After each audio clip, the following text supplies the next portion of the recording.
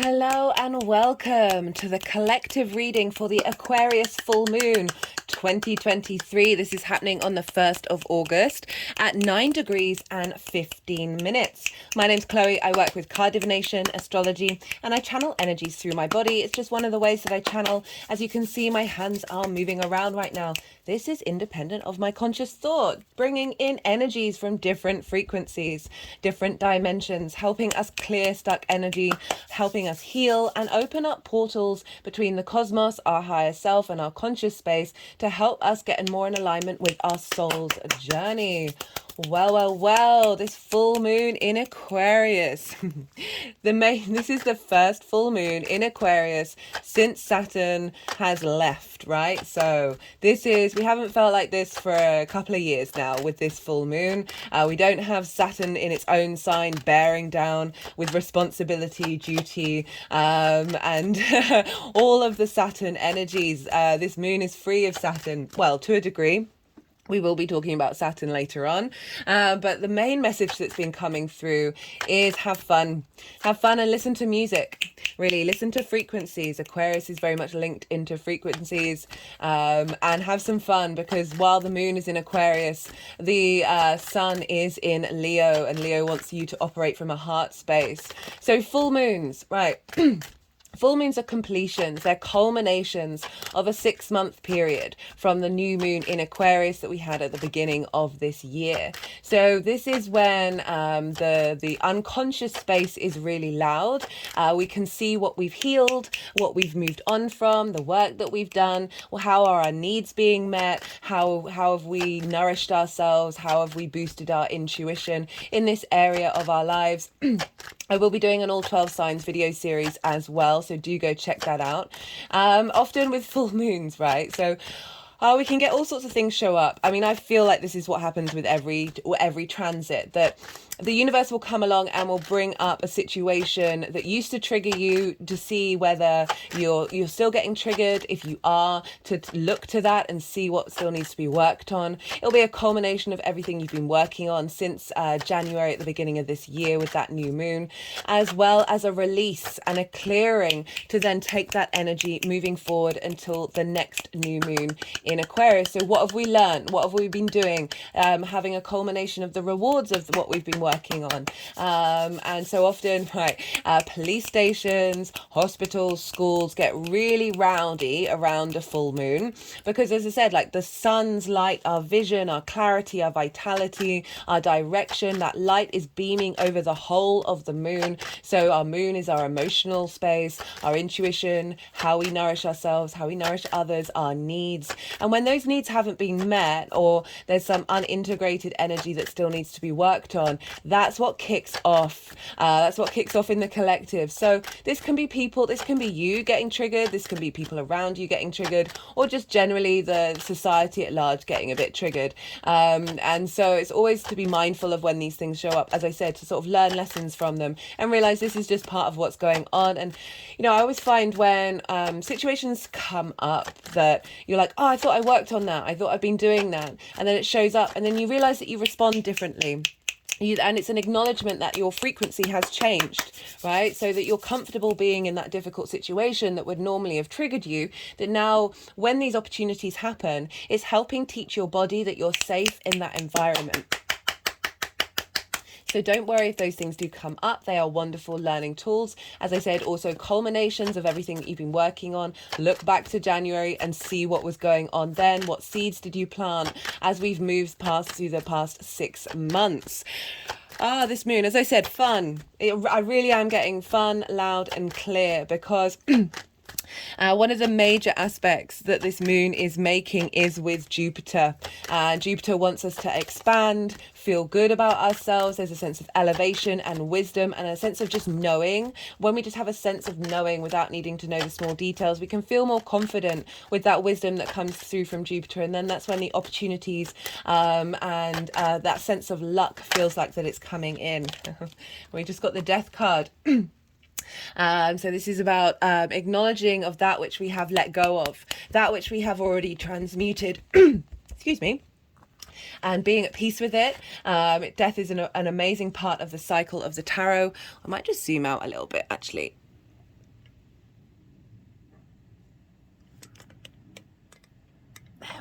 So you just got a bit more of what's going on. This is a lovely moon for many reasons. Right, so Aquarius, let's talk about Aquarius. So Aquarius is ruled by Saturn. Saturn is the darkest planet that is visible to the human eye. There's a sense of restriction, of limitations, of authority with Saturn, but also deep integrity, deep responsibility and duty. Where are you stepping up for yourself? Where are you thinking about the long term? So planets in Aquarius, they are opposite Leo, right? And Leo is ruled by the sun, which is the center of the solar system. This is the light that shines out from within us all. And so Aquarius energy can be a little detached from that Leo energy. This is significant because, you know, we're going to have Pluto in an Aquarius, and it's really important to bring these things into balance. We're dealing with an opposition here between the sun and the moon, and that's, you know, it tends to seesaw. Things can come up where, like, you've been prioritizing one side of your life and not the other, and we can see that extreme show up in full moons to let you know, no, we need to be in balance. We need to meet in the middle. I just did a nodal transit video, and that was all about oppositions, because the nodes are always opposite each other. That it is about the fact that these two meet in the middle and getting them to understand one another and work with one another and not mitigate or reject what the other has to give, because they're two sides of the same coin. Like there's Aquarius is so Saturn rules Capricorn as well as Aquarius, and Capricorn's more the sort of what's going on in society, what's going on in the structures. Saturn really likes structure, and Aquarius is the other side of that boundary, that what's outside the norm. It can often be a black sheep in the situations, but being more comfortable being so. It's a striving for utopia when you might feel that you're in dystopia. So that's the kind of the darkness and the heaviness of Saturn coming in, but still that desire of thinking of the future and wanting us to all be more integral moving forward, right? That's often the crux Aquarius has to bear, because we don't often see that around us, especially at the moment in society. So there can be a heaviness with Aquarius. There's a detachment. It is air. It is collective air. It's the higher principles of ideas that we work with. It's often linked into mathematics or science and sacred geometry, but definitely frequencies as well, right? Big thing around frequencies, which is why I'm saying go listen to the music that you love, right? Leo rules the heart space. And so it's really calling to tap into that heart energy where the sun is radiating and allow those frequencies of that music, whatever makes you feel good, into your emotional body.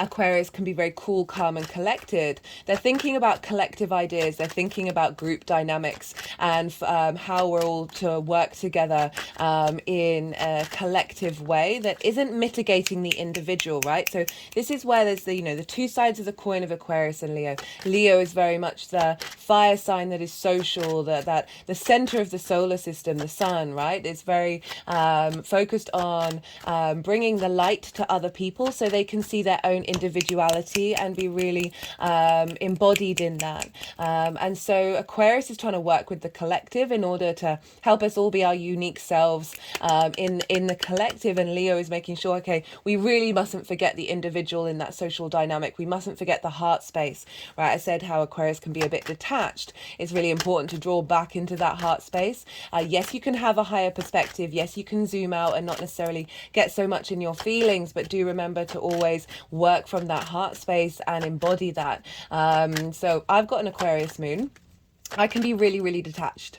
I can zoom out and things. It doesn't mean that I'm not sympathetic to the emotional experience in that present moment, but just that idea of being able to zoom out and look at the context of something and see the threads of it and get to kind of the root of why that situation's happening, and having a sort of right, Aquarius energy can be very sort of matter of fact, of being like, well, of course this is happening, being able to see the cause and effect. Saturn is very much linked into cause and effect, of seeing, well, yes, this is horrible, but you can understand the process of how that got there. And the more that we understand that perspective and zoom out, the more that we're able to be at peace with that. And that gives strength to our heart space.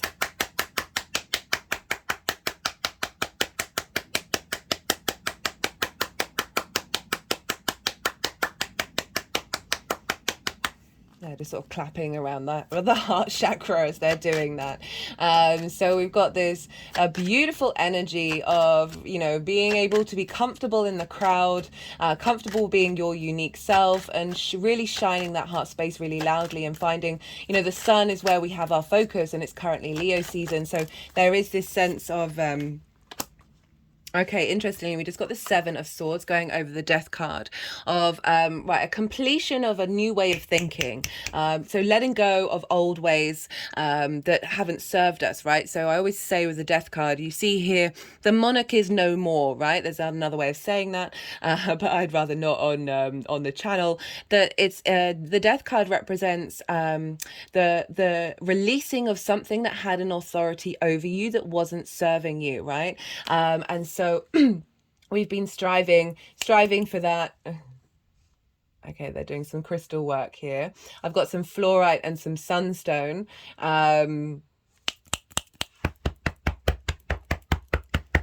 And I'm just wondering if I should get the crystal book out and say what the Sunstone is. A Leo card, and I really feel that it's giving love and compassion to that which had a control over us, and that can show up in many different ways. I'll probably talk more about that in all the individual signs that we've I'm just wondering if it's linked into Saturn leaving. Right, Saturn in its own sign has its own tools. And that was intense for everybody. That was a lot. We're fixed energy, right? So Leo and Aquarius are fixed energy. They can be very stubborn. They're very good at maintaining something. There's an element of control with fixed energy. We've had eclipses in Taurus and Scorpio that's helped release a lot of that control, help break away fixed structures that were no longer serving us. And that Sunstone is all about clarity and vision. Let me just get the book out. Let me hold it up. This was given to me by a Leo rising friend of mine. So this can be used to clear and energize chakras. It also provides for the brightening of the chakras. They're just going around the chakra body now with this crystal, allowing it to exhibit a floral freshness and a feeling of being squeaky clean. It assists in gently removing the hookups which have infiltrated the energy centers, returning them to source after surrounding them with both love and positive energy. It can be used to dissipate fearfulness, to alleviate stress and increase vitality. It has been used to encourage independence and originality and to provide luck in games, right? So it's providing protection. It's clearing out that, clearing the energy structures that we've had around authority. Okay, so we've gone through a very difficult time with Saturn being in Aquarius, and now it's helping bring vitality back to the individual. Okay, it's just, there's a small children here on this that giving strength to our inner joy, our inner peace, our inner playfulness, our inquisitiveness, right? Rather than feeling like we've been restricted and held back and not being able to really express ourselves in the collective, express ourselves as individuals. We've had our autonomy stamped all over. That's why I love this nodal shift for us all. That this Leo energy is really helping boost the clarity, give clarity to the direction that we're heading in. And I really like how it's going over the head of the king, because it's saying we're going to resurrect an energy, a sort of a wisdom, a king, an authority energy that is actually coming more from a heart space.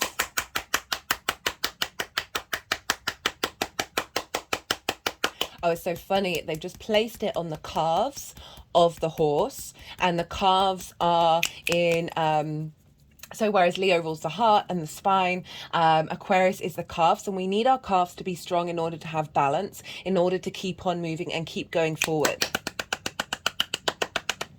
So I really like that we're getting a lot of strength here with this, and being able to find clarity and understanding of what those blockages were, what those limitations were with Saturn in Aquarius, that we've come to a completion now. We're able to see it with more joy, see it with more a vision of, oh, we've gone through some tough times and now we've come out the other side, and finding joy in the small things in our lives. It came with the Seven of Swords. I love this card. It gets a bad rep. But if you look here, there's so much sunlight in this card, and that usually represents that it's quite a positive card. So this figure is stealing 5 swords from the other encampment in order to stop the war. And the 5 of Swords, the tarot card, is big conflict. It's one of the most, I find it the most awkward card to look at. Like, it makes me feel very uneasy. We live in so much conflict in the world, right? Do we need that conflict inwardly?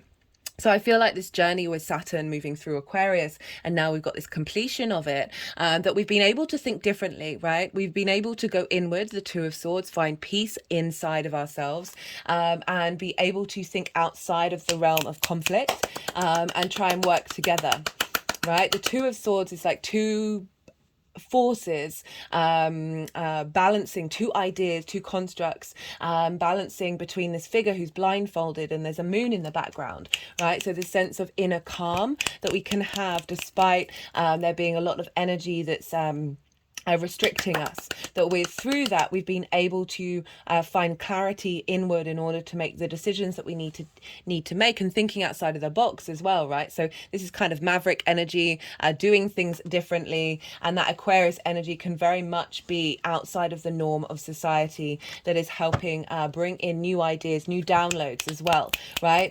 Some of the cards that have come through have been very much about finding wisdom, finding downloads from the frequencies, okay? So Aquarius is very much about those collective frequencies, so galactic energy. You know, think the star card is Aquarius, of bringing in support and wisdom from the cosmos that's helping us think differently, helping us navigate this this clearing energy, and really have a culmination of everything that we've been learning, specifically from January, but also just generally with that cycle of Saturn, that through those difficulties we've found wisdom, and we're now really being called to look into the heart space, particularly because Venus is retrograde there at the moment. If you haven't checked out the Venus retrograde series, she's a big deal, right? She's been sort of steamrolling over. So every time I do transit videos, I'm called to read books or get information from somewhere, or people come into my life that link up with those transits, and the Venus retrograde has sort of steamrolled all of that. Like the amount of people that I've met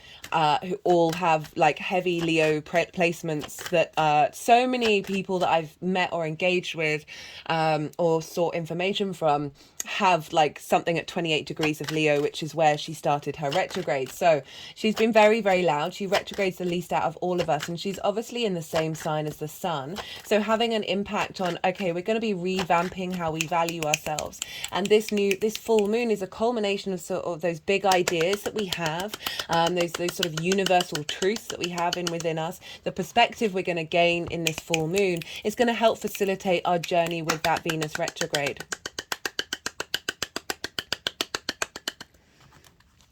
Okay, right, so what else did I want to say? So the sun and the moon aren't actually making that many aspects to other planets or asteroids, but the ones that they are, I'm really enjoying. So the moon is by itself in Aquarius. There's nothing else going on there, but it's opposite the sun and opposite Black Moon Lilith, which is an asteroid, and she very much represents independence.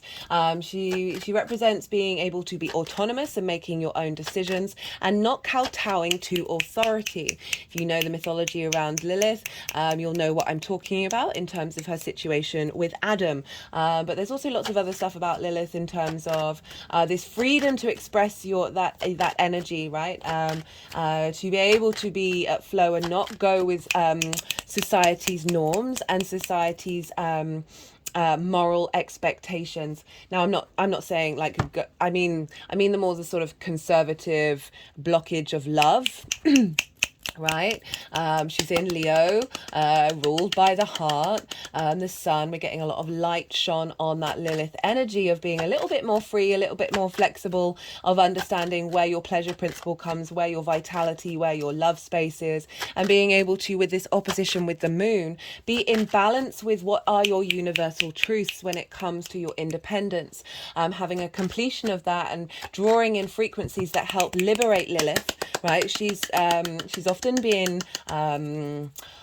used as a scapegoat for pain and anguish and fear, and helping this new moon, I'm really feeling, is helping liberate that, like energies coming down from the galactics that are going to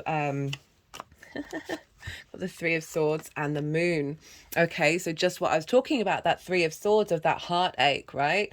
That which has blocked our heart from being able to vibrate at its own frequency without fear of what other people say, what other people doing, without fear of rejection or abandonment or isolation, right? And the moon is coming along and helping clear that, helping us find deep sensitivity, deep intuition around what it is that we truly want to embody. Now they're putting it with the sunstone, and that's in between the wolf and the dog, right? So dogs used to be wolves. Did they tame us or did we tame them? I mean, it breaks my heart when I walk past some breeds of dogs that genuinely have serious medical conditions for their life existence, and it just makes me very sad. But aside from that, this is acknowledging our sort of primal animal instincts with the sense of cultivation and civilization, and asking us to find a happy medium between the two, that where our needs are being met, that where we're not hurting other people, obviously, but we're able to be free to balance between those two things and not feel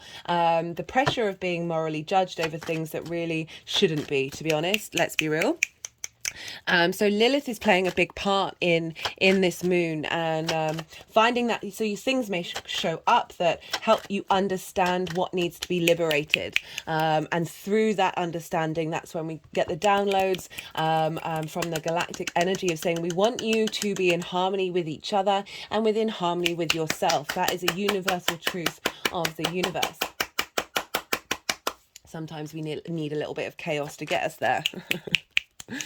Right, so Lilith is playing a big role. She's right next door to the sun, and so our vitality, our vision, our direction of where we're focused.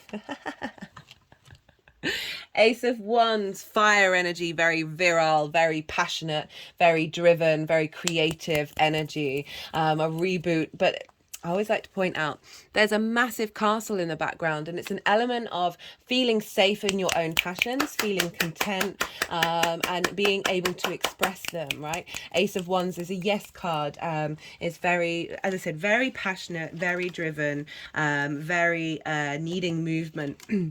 Okay, the cards just fell through.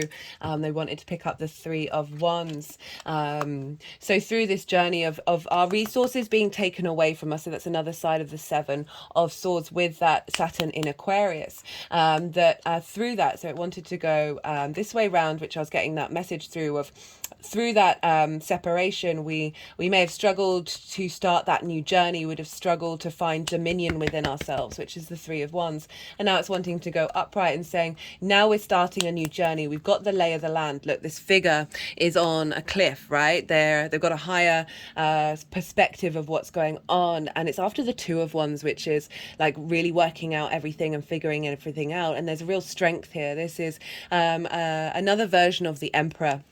Okay, so you're very much in command of your own sovereignty, and you've been able to make decisions to have these ships going off on their journey. They're starting a new adventure from a space of control. And I mean control as in like, not overly controlling things, but certainly dominion within yourself and being able to be confident making decisions.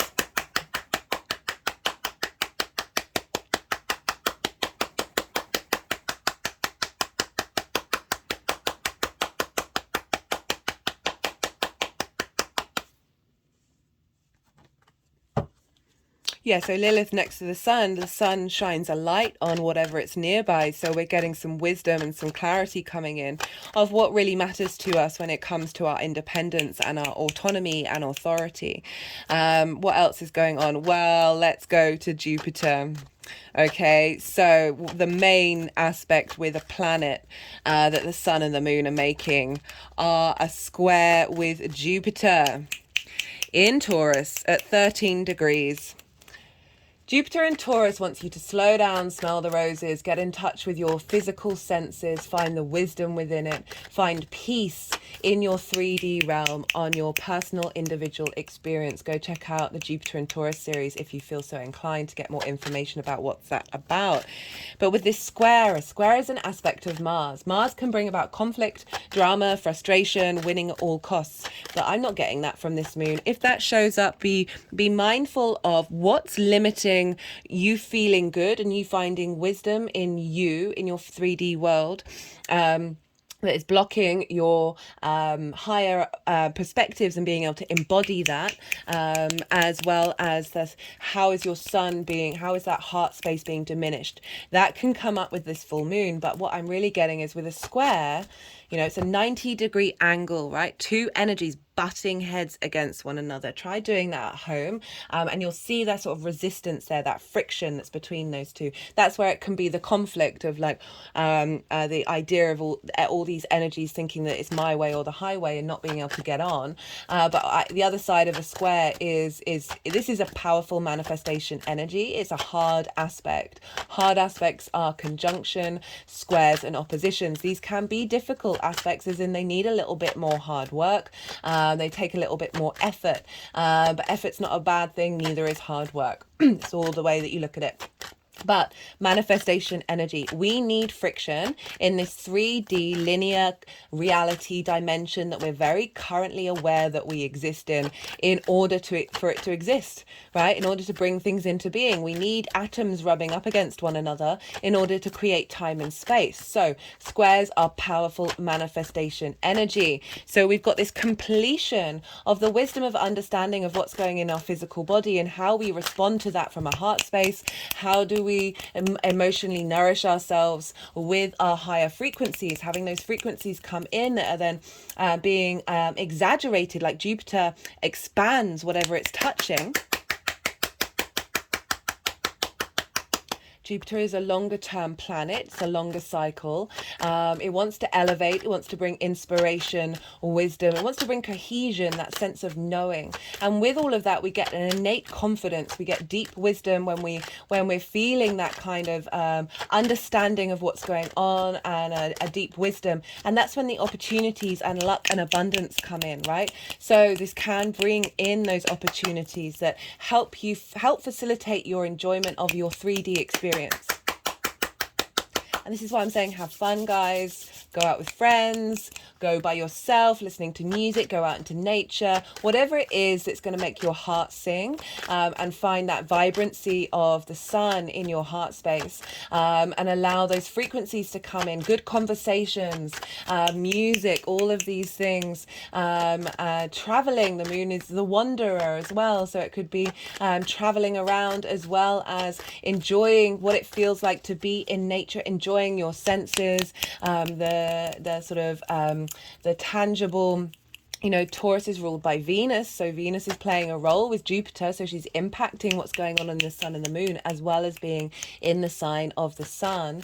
That Venus is playing a role here of, okay, she's retrograde, so revisiting ideas that may no longer have worked for you and really being at peace with them. And through that piece, opening up the ideas of new possibilities, new ways of thinking, new higher perspectives coming in from the cosmos. Okay, I'm going to pick this card up. So with the transit videos, I always get some other decks out and pull some cards out to see what other decks are wanting to say. Let me just get the book. This is the Gateway of Light Activation Oracle by Carl Gray. All the decks are in the description box. If any of them take your fancy. This is the Emerald Tablet Activation, Cosmic Ordering, Divine Alchemy, Conscious Manifestation. Right, the Emerald Tablet is one of the most celebrated of the Hermetic texts in a series of sacred Egyptian Greek texts from the 2nd century or earlier. They form the basis of Hermeticism, a spiritual tradition that brings together science and spirituality through investigations into the cosmos, mind, and nature, right? So that's kind of like really highlighting that Aquarian energy. Plato, a very famous philosopher, had Pluto in Aquarius, right? Aquarius can be very much linked into technology, AI, we've got a lot going on with that, of science, okay? Magic is just science we haven't figured out yet, guys. Just let's be real.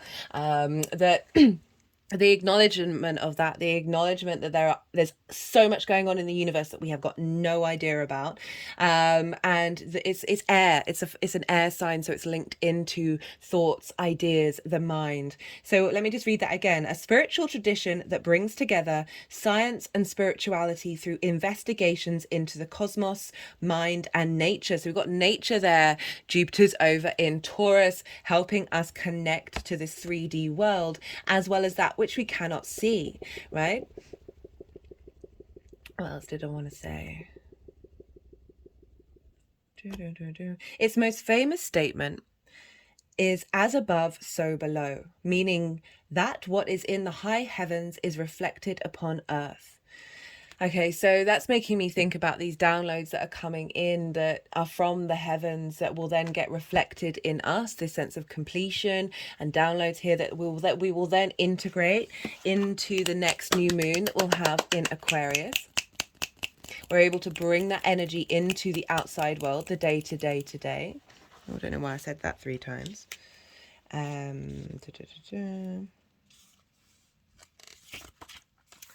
When the Emerald Tablet activation card appears, you are being called to remember the gifts you are carrying from previous lifetimes. Even if you don't... So for me, Aquarius is very much our galactic ancestors, our galactic past lives. Whereas, because it's long-term trajectory, it's Saturn, it's karma, it's cause and effect. Capricorn is more the ancestors of the physical earth that we're in. Even if you don't always understand how to express them, there's a part of you that knows you hold a great power within. This is a special time for you to use that power to bring into manifestation all that you need in your life to unfold. That is sort of moving over my 3rd eye chakra, to unfold in a way that is in alignment with your best interests. This is Saturn's work, right? Saturn wants you to be in alignment. It's everything it does is trying to make sure that you're walking with integrity. All that has unfolded so far has given you the opportunity to learn and grow, even the unsettling moments. So that's really covering what's come up with that death card and, you know, the whole Saturn in Aquarius transit. But you are the master alchemist with the capacity to take all that was once challenging and use it to create positive opportunities for yourself. As above, so below. All the thoughts you send up to source will contribute to your evolution on earth. Again, that's really hard. You know, the sunstone's really wanting to come out and play. That's really highlighting. Have fun. Find your joy. Find laughter. You know, one of the cards that's come up is laughter. Despite the good, the bad, and the ugly, I always try and express in these videos, I'm not one of those people that's saying everything's going to be great. It usually isn't, right? You know, let's...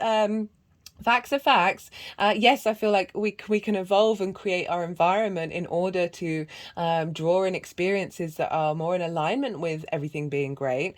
But that takes practice, that takes time in order for you to be comfortable with the difficult situations. The more that we're at ease with that, the less those situations need to show up in our lives and help us learn those lessons, right? Remember, the cosmos is both dark and light, the yin and the yang, life and death, right? Chaos and order, right? There is a definite duality in the cosmos. There's no getting around it, as well as that spirit energy that is always ever present. It is both the void and creation energy combined. 3 is the magic number, guys. Right, what was I saying? Oh, Jupiter. Right, so Jupiter's helping us feel good. It's going to be creating situations in order to do that, helping pleasure principles, right? So Venus rules Taurus. It's very, it can be very stubborn, but it's also very much like what feels good, right? The moon is exalted in Taurus, and so the moon can be a little bit nervous, can want to fulfill needs and feel like sad when your needs are not being fulfilled. When the moon is in Taurus, Venus is basically saying, hey, what do you like? Let me provide it for you. Venus wants to provide harmony, appreciation, value. As she wants us to feel good in this 3D world, right? She's like, that's the goal. That creative energy, that connecting energy of having us. So perhaps people are going to come into your life around this full moon that represent wisdom, right? Jupiter can very much be a guru energy. So it could be you being the guru around this time and instigating that energy into your unconscious self, which is the moon, that's coming from a heart space and a higher perspective. Love that combination. Also, as I said, could be people that you meet, situations that happen that are going on around this time that let you know where the joy is. Let you know where the joy is, that it's still there. If you might be struggling with that, I'm really helping you see that.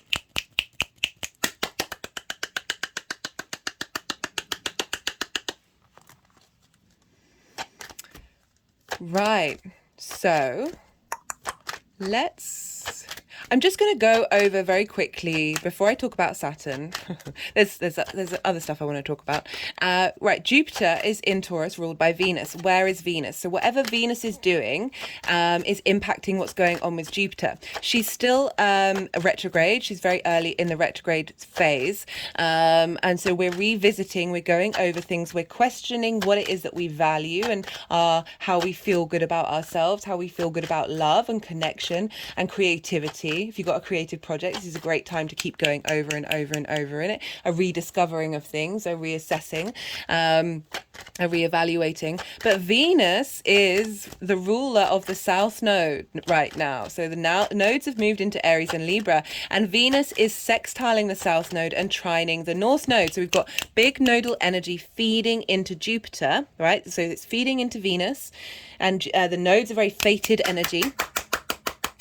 So feeding into Venus, who's then feeding into Jupiter, and that Jupiter is facilitating the sun and the moon in their harmony and their balance with one another. Right, so sextile, what's that? That's an aspect of Venus with the South Node of Libra, right? So Libra, that South Node is helping us not people please all the time and be able to express ourselves and refining social dynamics that are actually going to serve us in the long term. And so this sextile aspect of Venus wants to bring in creativity, wants to bring in love, a sense of appreciation. It's brainstorming energy. So we're spending time refining that area of our lives, of the, whoa. Love this deck, very slippy. It's great because it means it's not going to wear out. My last deck that I was using on the channel had no coating, so it got completely destroyed. But it's very, very slippy. Okay, love that. So the Sunstone has just wanted to move over. Okay, so it's gone over the Three of Swords here. So there's 3 swords here, and that's sort of representing that heartache. Where's the Three of Swords? We've got the Three of Swords over here, representing our ability to look at heartache differently with this sextile. And be able to navigate old relationships and let go of a lot of dynamics that may have blocked our heart space. So that's what's going on with Venus in the South Node, and she's trying the North Node over in Aries, a fellow fire sign, and the North Node is asking us to strive to embody our individual spark of life, our adventure, our forging out in the world. How do we embody our experience on a very personal level without mitigating that and also diminishing that being too exaggerated in a sense of it's my way or the highway, or being a little bit of a tyrant with that Aries energy, but very supporting. These two combined is like the North and South Node. Sorry if I'm talking about it a lot. I've just done the video series that is really facilitating us being able to express our individual form in a social dynamic, which is allowing everyone to have a space at the table while still being very open to other people's ideas and other people's experiences and not dismissing them. Okay, so we've got a trine, which is an aspect of Jupiter. Jupiter wants to bring in, as I said, elevation, wisdom, cohesion, expansion, and through that we get innate confidence, and opportunities and luck seem to come in. So we've got this Venus of the North Node of Venus is facilitating this energy of what's showing up with Jupiter that's in alignment with say people coming into your life, or how you express yourself through your wisdom and your physical senses, that isn't impeding your individual self, right? So it's allowing there to be a flow and expansion in your physical senses of feeling comfortable in your physical body when you're expressing your individual self.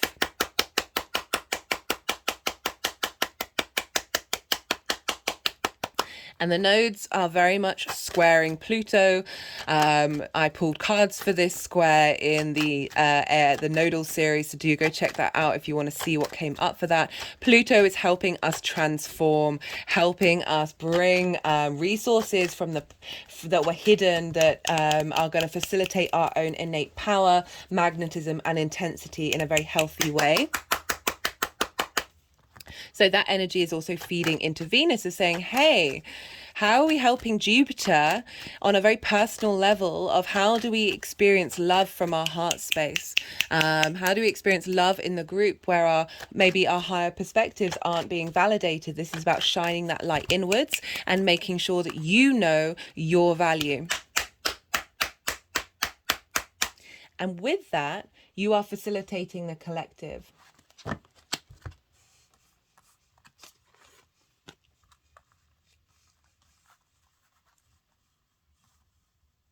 Okay, they're just putting the Three of Wands with the Happy Buddha, and this is all the Happy Buddha, the Laughing Buddha, is all about despite what's going on, finding an element of laughter, finding an ability to switch your neurons away from fear. It doesn't invite you can still hold space for those other emotions, whether that's pain, grief, heartache. But still, like, we are multifaceted, multidimensional beings. Paradoxes are everywhere. We are a paradox. The more that you understand that you can feel peace and contentment and laughter and joy while still feeling grief, despair, pain, anguish at the same time, the more that we get in flow with ourselves, the more we have dominion over what drives us, what's our passions. Right, so they wanted to pick up the Owl card. And so this is from the Mystical Shaman Oracle deck. Let's see, where is the owl? And this is by Alberto Villoldo, Colette Baron-Reid. Oh, sorry, my bookmarks are falling out all over the place. And Marcela Lobos. The owl is the master of the night. She can see situations with perfect clarity, more so when it's dark. So I love this for the Aquarius moon energy, right? So Saturn is the darkest planet, right? Owls are very much deemed to be linked into wisdom. There's an argument that Aquarius energy is that higher perspective based on collective truths, sort of universal truths.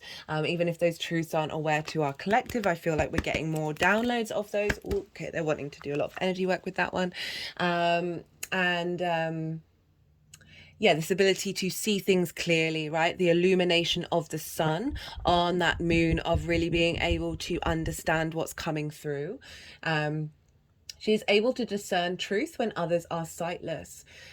She helps you find your light and your lightness in the darkest moments of your life. So again, that's bringing in this energy of Leo and Aquarius together, of like, not only is it about wisdom and being able to see in the dark, but also acknowledging your own lightness that's always there despite the darkness that may be around you.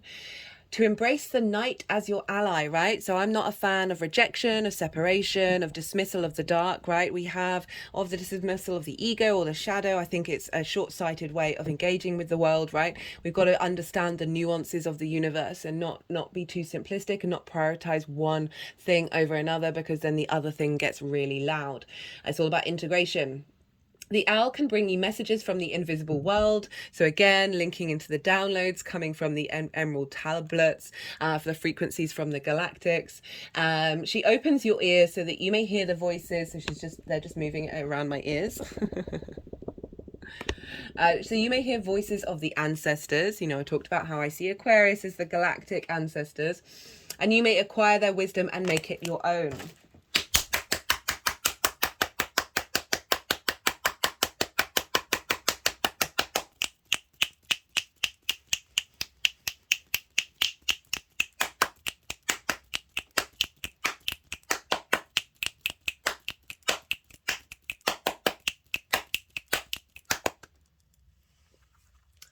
Whoa.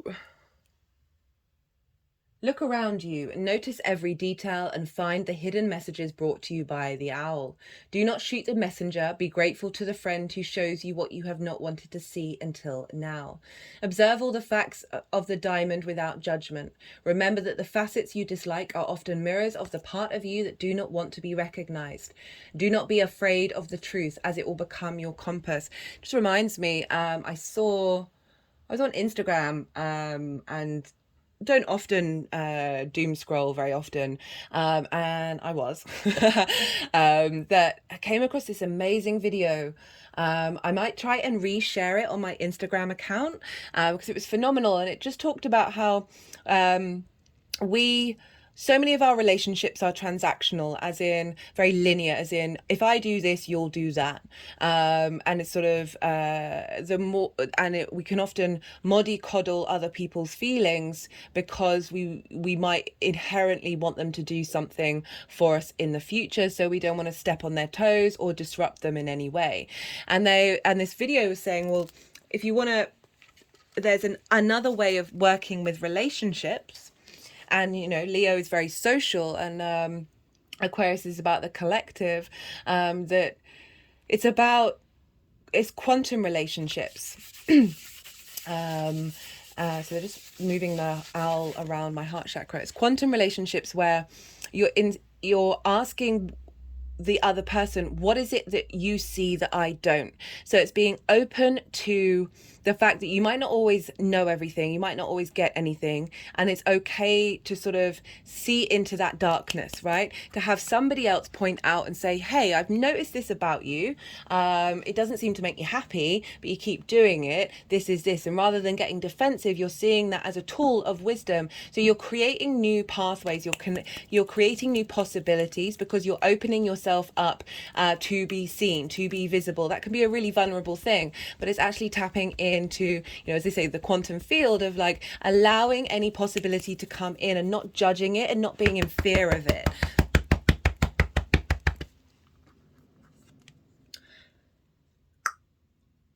The owl guards against self-deception and insists that your motives be pure and transparent to all. What is the message that you are not hearing? The situation you are not seeing with clarity?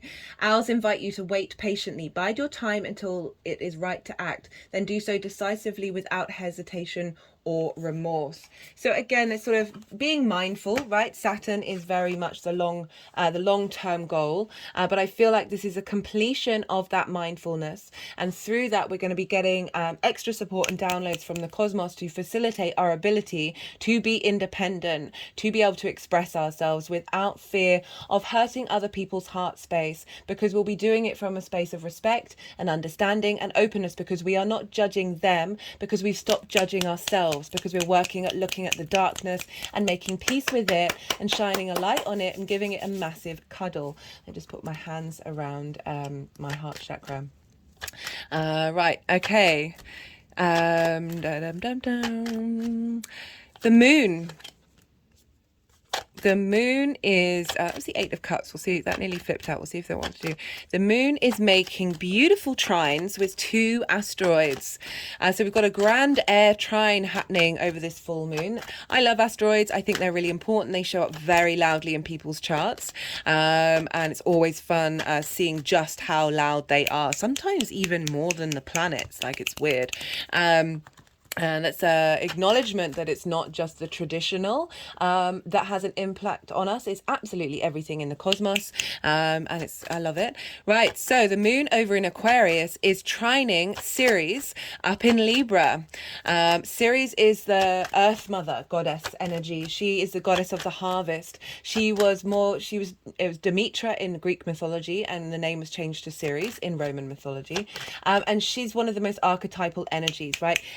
Every long-standing tradition has a connection to the nurturer, the mother, the harvest, the earth, the agriculture, right? So we were mostly agricultural as a species, and all the earth, the feminine energies, the earth mother, the harvest, gods and goddesses were celebrated more than, say, the slightly more patriarchal side of it. That all came in when the nomads and came in from, where is it, the Indo-European point, what's that called, in Central Europe, not Central Europe, Central... Anyway, that they were herders and they were nomads and they would be pastoral. Is it pastoral? Where they'd move around a lot. Whereas agriculture, you got to be around to harvest stuff, right? You can't just pick up sticks and leave. And so this is when this came in with more of the Zeuses and the Jupiters came in. So. Ceres is very nourishing energy, very deep maternal energy. The mythology around Ceres and Demeter is her daughter, who was her daughter between her and Zeus, her and Jupiter, was married off to Pluto. Like Zeus, Jupiter said, hey, Pluto was like, I want a wife. Everybody else is married. Why aren't I married? And went up and asked Zeus / Jupiter. And Jupiter was like, hey, my daughter's free. Didn't tell Ceres. Didn't tell Demeter, and then Pluto rocks up and arguably abducts Persephone into the underworld. So the mythology around Ceres is that this is what creates the harvest cycle. The fact that we are not, it's certainly in the Northern Hemisphere, we aren't permanently in a state of there's a changing of seasons, so this is when things begin to die, and we don't have that bigger life cycle. But she also really represents the harvest, so it's an acknowledgement of that there are times when we don't have the support that we need, and there are times when there are, and it's about acknowledging those processes and what do we learn from those situations, and what do we learn from when we are nourished or when we are able to nourish ourselves. Ceres is currently direct, so there's an element of nourishment coming in, and it's in Libra, of a nourishment towards our social dynamic, a nourishment towards justice, of karmic contracts with those nodes being there, of coming to an end, a completion of perhaps our more galactic karmic contracts. Okay, I like that one. Coming in Libra, and Ceres is providing support and providing nourishment and abundance coming in. So new downloads, new karmic contracts that are more in alignment with our soul's journey, that are facilitating the cycles of time. Ceres is very nourishing, very supportive, very protective, and so we're getting this with a trine with the moon. So she's facilitating and providing wisdom and understanding of what karmic contracts are going to be cleared and what karmic contracts are coming in, what downloads are coming in, integrated messages to help our soul contracts with ourselves be nourished and be supported, and be in harmony. You know, Libra is ruled by Venus, so again, Ceres is being impacted by Venus, of making sure that these are in alignment with the journey of Venus, of our evaluation of how we love ourselves.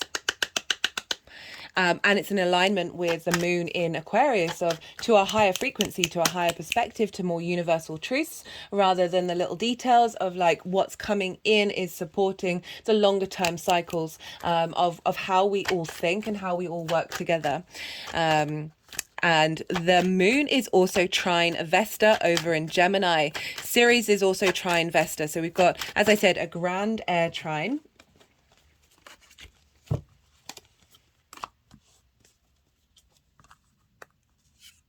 So the Five of Cups just came out, and that's grief, perhaps for a lot of people, you might all be going through relationship situations. It's a Venus retrograde and the nodes moving into the signs that they have, of of working through grief of old relationships. Ceres, Demeter, she grieved. She was in a loss of her daughter, and that's where she didn't let anything grow. So there's acknowledgement of understanding the higher perspective behind that situation and being able to let go of those old dynamics in order to bring in abundance. You know, the ability to think differently about grief and lack, and be able to walk through that energy with a renewal of passions and drives, that we're starting a new journey in relation to that.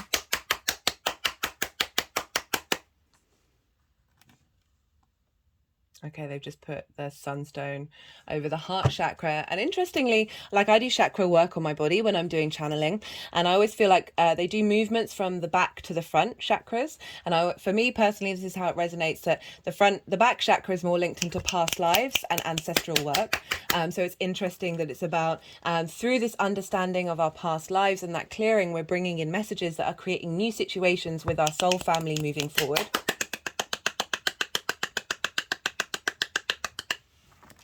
So Vesta, over in Gemini, how we collect information.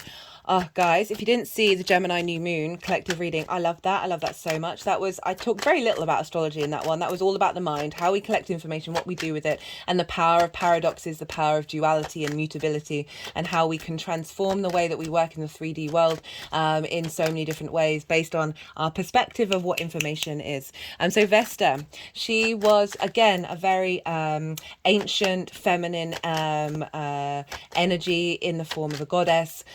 She was linked into the hearth, you know, the place that we sit around to cook our food, to commune with our local community, to laugh and engage with one another, and to keep warm.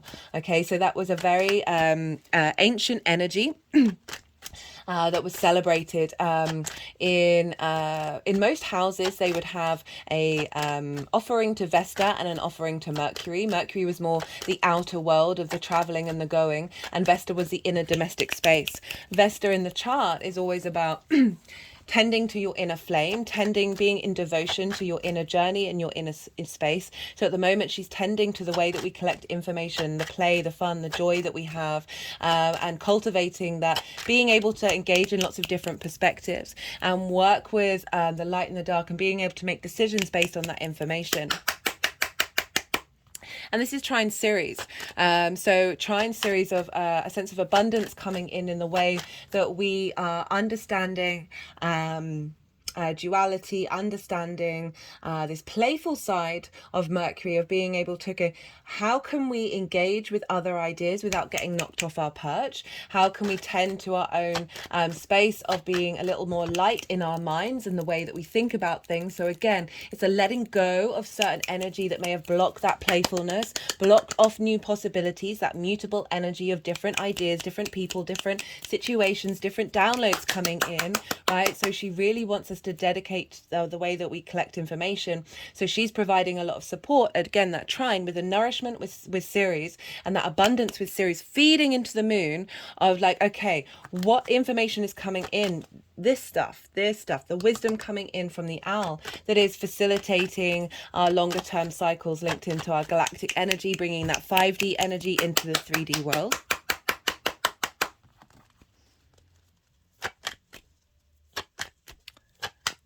What else did I want to say about Vesta? Yeah, that trine, elevation, wisdom, cohesion, an understanding of situations in order to let go of them, this culmination of it, an understanding and a celebration of everything that you've already been dedicating to, and acknowledgement of the flame of your devotion through and bringing about a sense of abundance into your emotional unconscious space that provides nourishment and support to your intuition, to your emotional body, that is facilitating opportunities come up, right? So it's the square with Jupiter of a sense of feeling good, a sense of wisdom that is providing an environment that you're just more in flow with the constructs in your mind, right?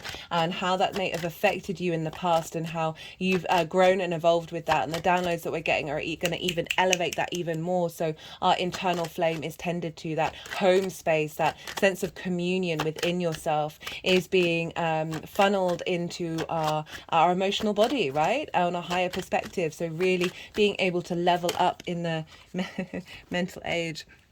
Got the Chariot card. So this is all about, you see here they've got the wand of the magician. They've got the moons of the High Priestess, as well as the two sphinxes, the yin and the yang. We've got the Empress's crown, the background of the Emperor, and we've got the lingam and the yoni and the wings of spirit linked into the Lover's card. So this is, the Chariot card is about victory. We're heading somewhere to victory.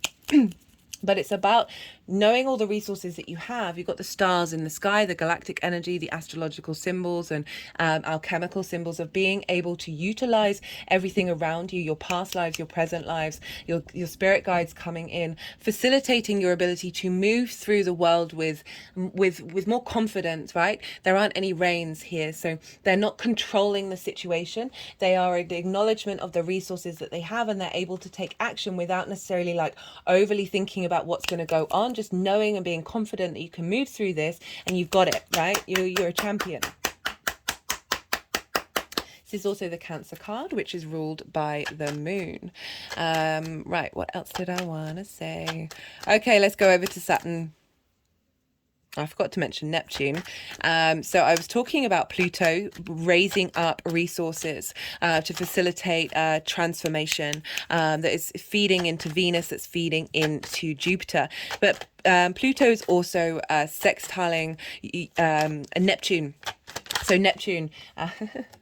the Lover's card coming up. That's what I was talking about, Gemini, but this is about how we're going to be able to make decisions based on integration that are working together from a higher perspective, the feminine, the masculine, and the spirit all together. This is about having the information you need at crossroads in your life that it embodies you, and it gives you, like, these downloads that we're getting, we're just more in flow with our mind of what it's telling us, and how we think about things, that is providing this space for us to, when we're at crossroads, move with grace, move with ease, move with confidence.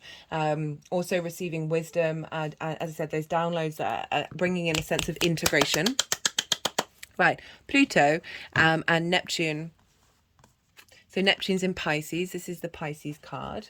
Neptune is providing deep, unconditional love and wisdom, and a sense of the magical, right? For me, Neptune is our ability to tap into the cosmic creator energy, all the possibilities, all the timelines, all the frequencies, all the dimensions, all coming on top of one another in order to facilitate this transformation of Pluto.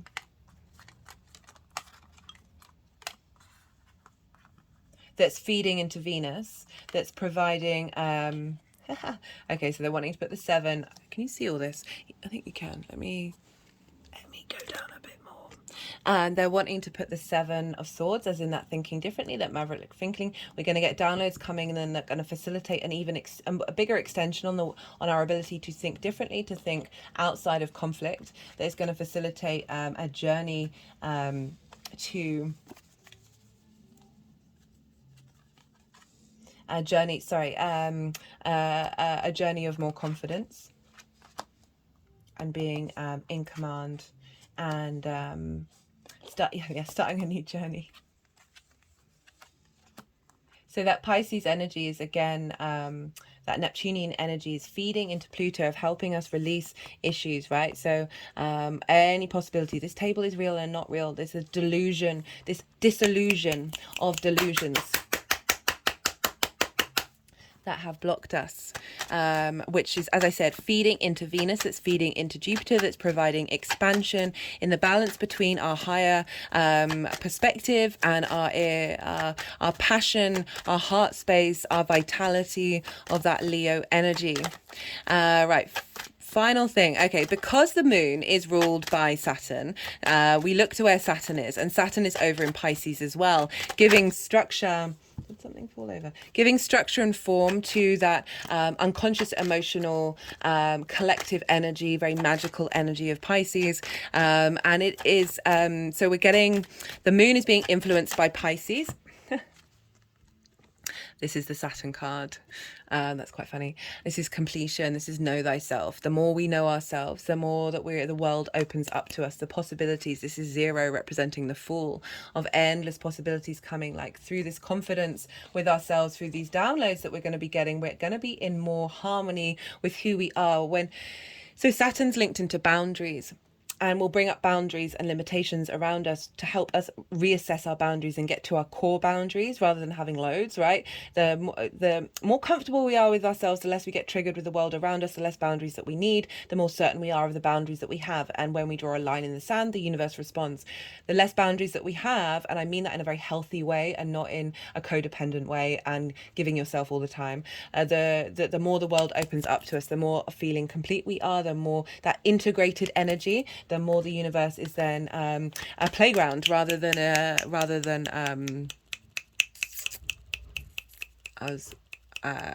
what rather than, I keep wanting to say the word, oh, I don't want to say that on YouTube, rather than a difficult dynamic. Sometimes it's still difficult, but you're moving with more grace. This used to be a hermaphrodite on the pre the Rider-Waite, and it's an acknowledgement of that integration of the feminine and masculine.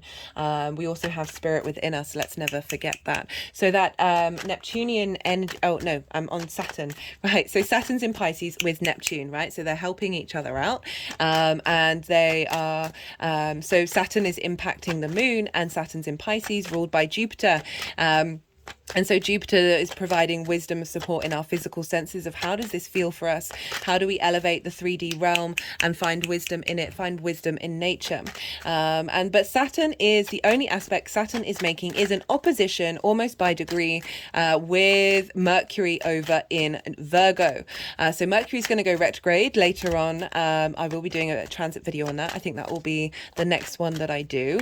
And Mercury's at 5 degrees of Virgo and Saturn's at 5 degrees and so many minutes of Pisces. So that's a direct opposition of how do we communicate and find the small details. It's also Mercury's conjunct Pallas, Athena, which is another asteroid that wants us to embody autonomy in a sort of very logical, independent way, right? Athena was linked into wisdom, linked into strategy. She was also linked into the law. So we've got Athena helping govern Mercury. They're working together of finding out the details. Mercury is in its exaltation, it's in its own sign, it's very powerful there, of figuring out the small details that are going to facilitate the 3D world. Virgo energy can see things that need to be fixed or need to be in flow and want to help fix that. Very helping energy, as is Pisces. They're in service to others. So we've got Mercury looking at the 3D social earth energy. Okay, how do we fix this? How do we, Virgo energy can be editors, engineers, the sense of being able to spot the things that aren't working, can be very judgmental, can be self-critical. That's just because that's what's going on in their heads, and they're constantly noticing everything that isn't in flow. And so Mercury is really facilitating this, the small detail downloads that we're getting, that are going to help facilitate us in the long term with that Saturn of integrity, longevity, a sense of responsibility, but also our integrity. So all of this is impacting the moon, of saying not only facilitating the cosmic, but let's bring in the 3D as well, of being able to spot that which needs to be in flow, and being able to Whoa. So when I'm talking about Saturn, we've got the World card, which is Saturn's card. When I'm talking about Mercury, we've got the Mercury card. This is the Magician. Okay, so really this is saying we've got all the resources that we need. We're getting a lot of strength coming in from that very strong Mercury, saying you've got this, you know what you're doing, you're able to create in the world. You have it all within you. There's blockages that are being cleared with that Mercury, of being able to dissolve the details, see the details, to facilitate Saturn that's going to transmute that energy in that collective unconscious id space that we have, of blockages that have been affecting how we are able to be in flow in our social dynamics in the 3D world. With the wisdom and clarity, the strategy of Pallas, of being like, okay, what's happening in the long term? What are we doing in order to get to the Magician? Oh, I love this. Love it. I think that's everything that I wanted to say in terms of the astrology.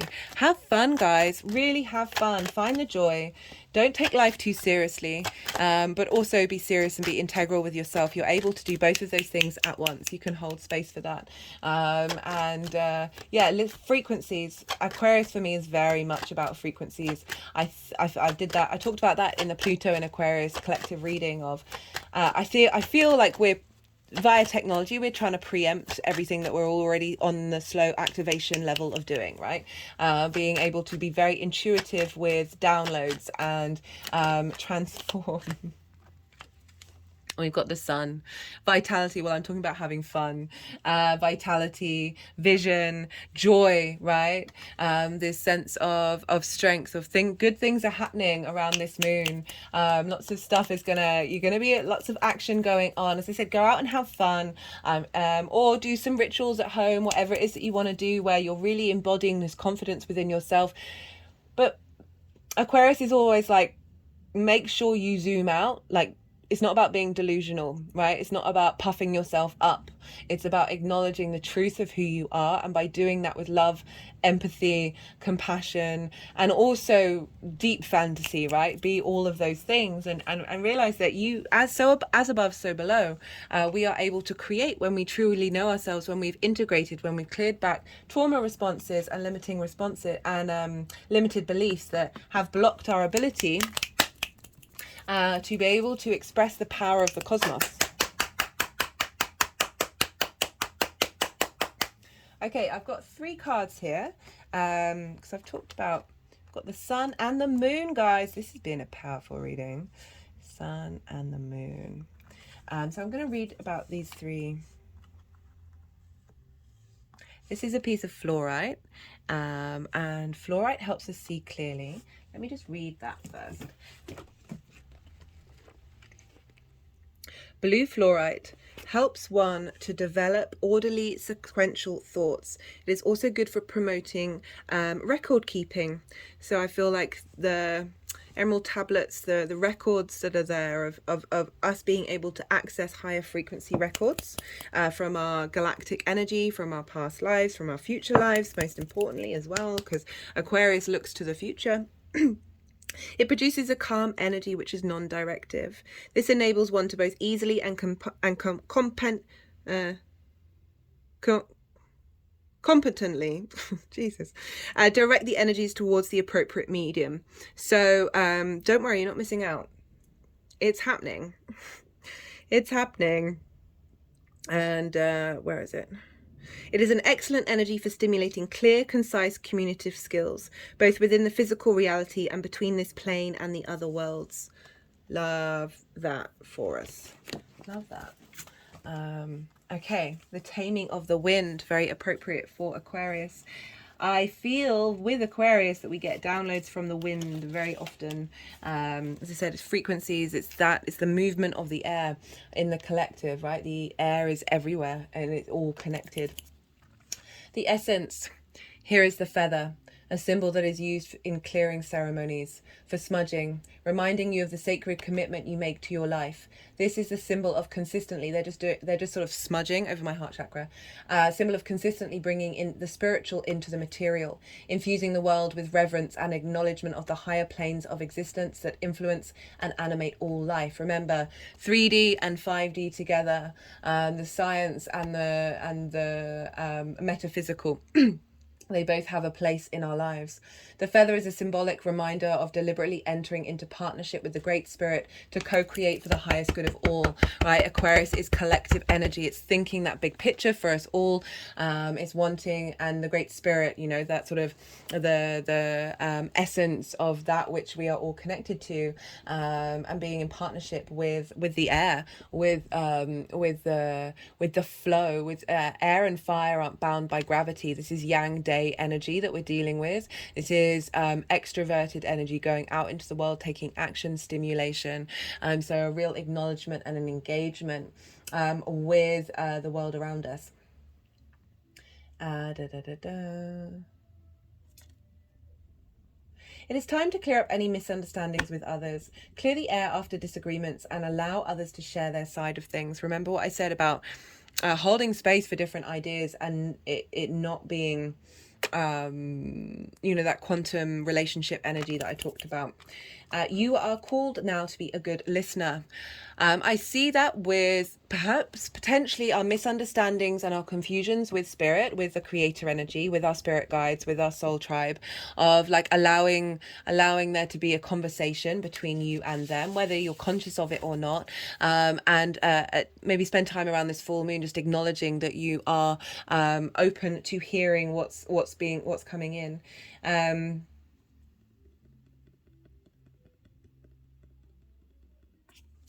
You will be surprised at how things get resolved when you allow for all sides to have value. That's kind of bringing in what I was talking about, how we've gone through lots of difficulties. We've gone through difficult times that may have felt very confusing, and this is allowing ourselves to be opened up to acknowledging all those different sides and not getting stuck on that grief energy and that Three of Swords, and allowing that to clear and be let go of. But for me, a lot of this card is I really like the fact that I'm going to reread this bit. This is the symbol of consciously bringing the spiritual into the material, infusing the world with reverence and acknowledgement of the higher planes of existence that animate and influence life, right? So that reverence, acknowledging not only reverence for yourself, but reverence something that is higher than you, and acknowledge that you are that as above, so below. The more that we honor ourselves with respect and integrity, the more that we are able to do that with those around us as a collective in a social dynamic, Leo and Aquarius, the more that we can engage with spirit even if bad things have happened, right? And not think, oh, you feel like you've been abandoned, or how could there be a creator energy, or whatever it is for you that allows these things to happen. Acknowledge that they're it's often a higher perspective. It's something I have to work with because I deal with a lot of grief, a lot of pain, a lot of like, what on earth is going on? Why does this need to happen? But being able to zoom out and lean into the fact that there is a big play. There's so many different energies going on, and we don't know the end of the episode, the end of the script, right? And really like surrender to that. The more that we surrender and open up to the downloads, open up to acknowledging and integrating ourselves, the more that we can move with peace, despite the chaos. The hummingbird. Despite being so little, hummingbirds are great journeyers, migrating between North or Central or South America to feed from the summer nectar. This gentle creature can be fiercely territorial to protect its home. Hummingbirds teach us to be gentle to ourselves and protect our personal space. Hummingbirds invite you to embark on your epic quest, bypass a dung pile of old pains and hurts, and head for the flowers, right? The flowers of the sun. And learn to trust the calling you hear ever so softly, right? So downloads on in the wind, from songs that you're hearing, listening to Om chanting, whatever it is that moves you, whatever frequency, that there are whispers going on out in the world. I also want to say hummingbirds are legit magical creatures. They move so fast, they disappear. So when you're filming them, they zoom in and out of this dimension. They are deeply spiritual, deeply powerful birds. But there's acknowledgement of different realities, of being able to move between worlds, move between dimensions, and that opening up of that energy. Okay, my whole body started shaking then. The buzzing you feel is the sound of your hummingbird wings preparing you to say yes to a new adventure. The Three of Wands, they're starting a new adventure. This is not the time to linger on what has gone wrong, but to trust in the rightness of the moment and take bold action. So both of these cards are saying we don't need to stay in that space. We have experienced it. It's not rejecting that energy. It can still sit within you, but acknowledging that through all that death of letting go, of moving through that, we are able to step into a new paradigm. It's so funny when I'm holding the book, they're like so desperate to do energy work.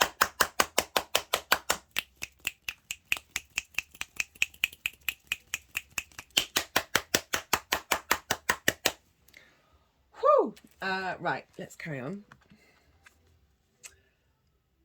Trust that success is assured, right? We got the Sun card as the last card. Even if you must face tests and challenges to reach your destination, know that all will be well because all is in the small. Remember, as above, so below. The all within the one represents the unity of the cosmos and each individual within it.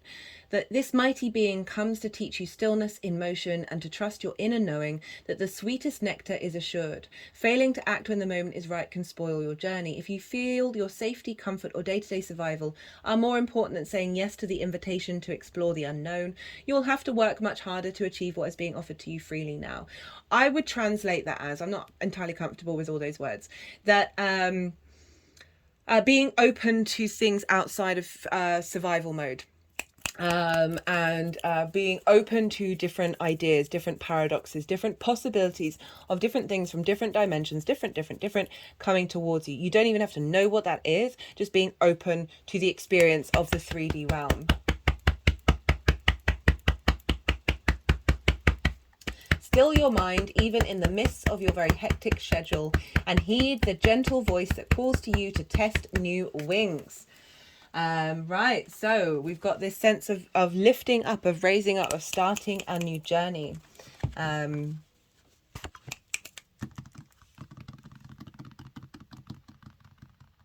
Just going to pull a card from the Numerology deck. Let's see what wants to come through for the collective reading. I'm going to read the laughter poem last, and I just wanted to pull another card.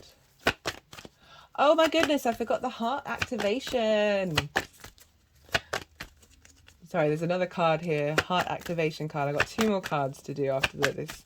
All right, so let's see what final message wants to come through for this Aquarius collective reading for the full moon 2023.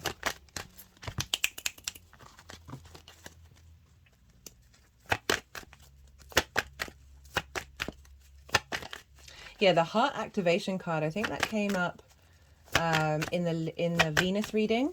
It says, dropping shields, divine love, your heart is healed. And I found it really interesting that the Emerald Tablet came up about cosmic ordering, so sort of higher perspective coming in, of downloads coming in from the universe, of that Aquarian energy, and the higher heart card of being like, Leo rules the heart, of making sure that we stay in our heart space. Venus is helping us heal a lot of old heart wounds. That frees us up to higher perspectives.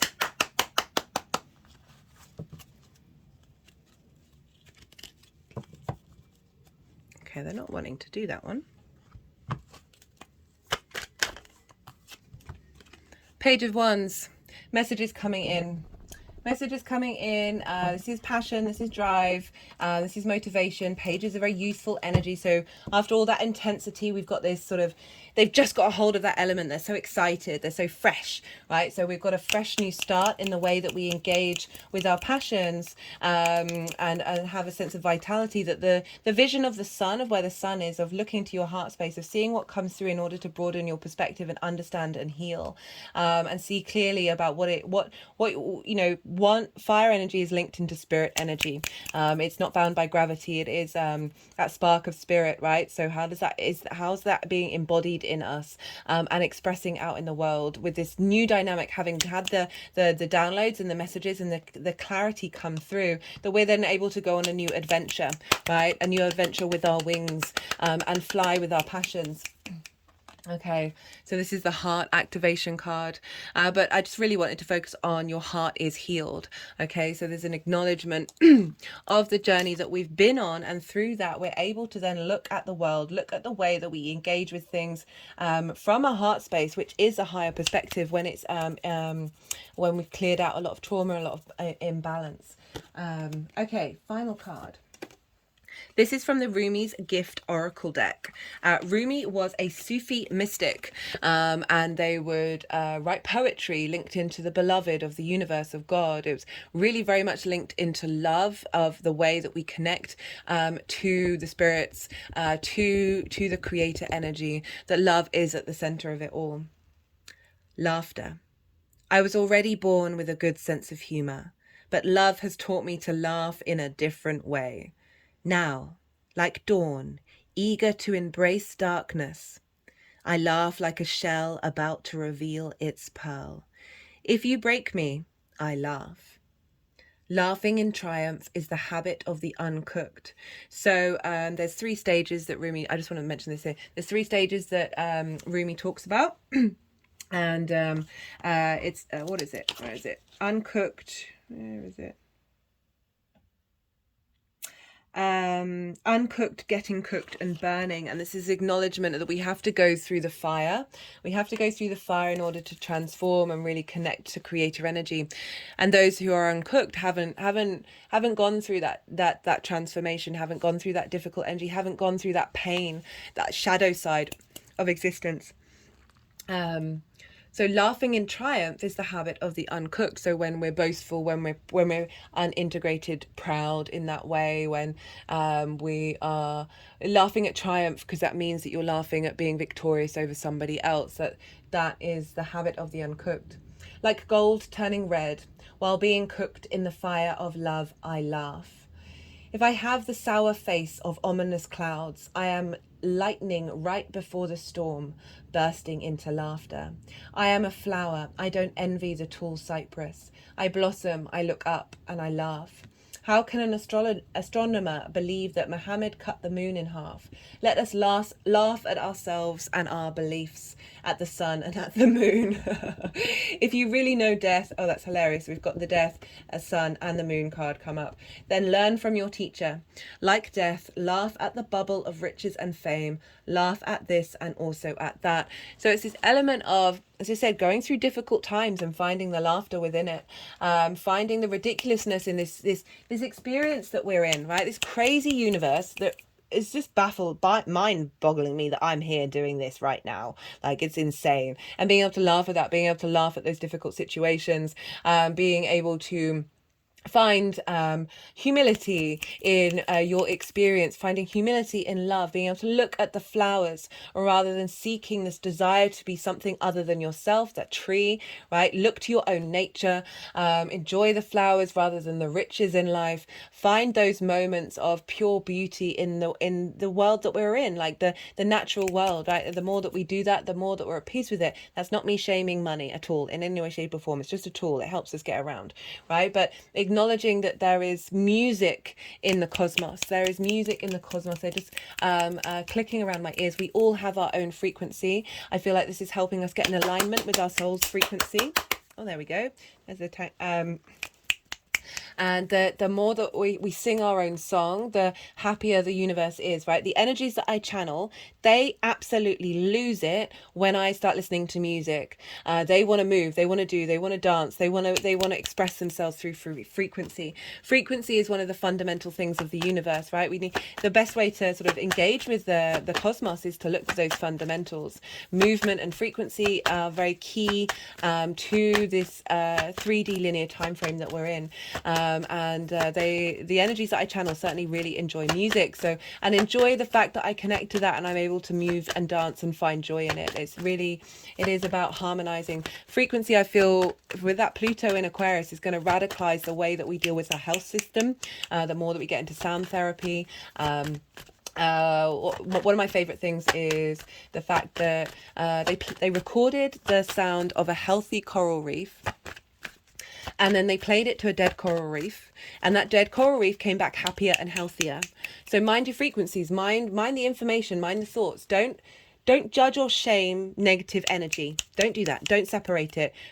But work and cultivate not attaching yourself to it, and not letting it consume you, and finding those little things in life that really bring you joy. I feel like we're going to get a lot of downloads over this full moon. This reading was fab. Got domestic harmony. I'm really feeling like that's an accentuation of what I was saying about the downloads of our frequency, our inner frequency. So the more that we clear the blocked frequencies, and I feel like this is a culmination of that work, especially with Ceres and Vesta really helping out with this one, and Jupiter in our physical senses as well. That's bringing in domestic harmony in order for us to be able to go on this new heart adventure with vitality and joy and that sense of completion. Right, I think that's everything that I wanted to say. Thank you all for being here. That was an honour and a privilege to do. That was a lot of fun. I hope you enjoy this full moon. That I will be doing an all 12 signs video series, so do go check that out to check into your rising sign or any other sign that you have in your chart. If you enjoyed this, don't forget to hit the like button. This is a growing channel. All interaction with the channel really helps, and it's appreciated. But most importantly, be good to yourselves. Be good to those around you. Have fun and be well until we meet again.